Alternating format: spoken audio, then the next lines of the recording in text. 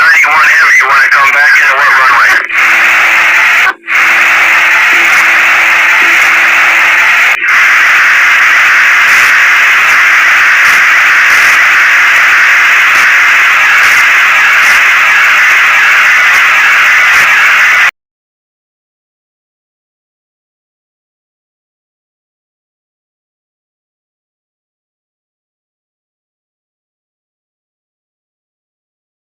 O'Hare Airport Control Tower gave routine clearance to an American jetliner, Flight 191, bound for Los Angeles.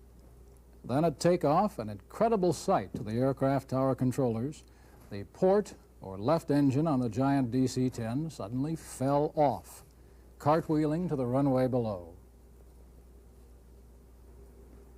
What happened then is a thing that nightmares are made of. Tower observers and eyewitnesses on the ground giving me a composite report that the plane seemed to hesitate, then make some sort of a zigzag maneuver, begin to climb again, then to side slip to the left. Moments later, as seen from the Channel 9 helicopter, the plane smashed into a field just north of the airport runway. The nose and the left wing apparently hit first. A gas station attendant, standing less than 100 yards away, told me that the plane apparently began to flip over on impact, but instead of cartwheeling, there were multiple explosions, and the silver plane suddenly became a surrealistic picture, etched, as he said, in orange and black.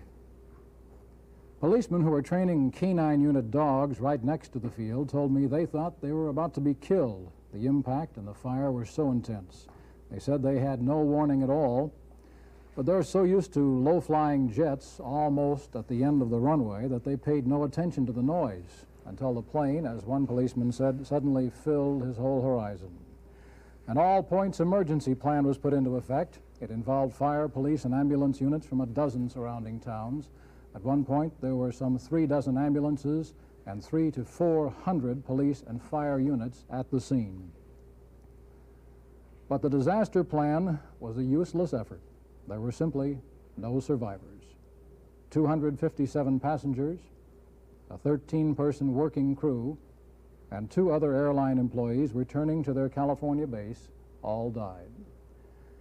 At least that is the last count we get. There has been a lot of confusion on the numbers. While ambulance and the fire rescue crews searched, in vain it appeared, for survivors, other fire units had their hands full trying to prevent the fire from spreading through an adjacent trailer park.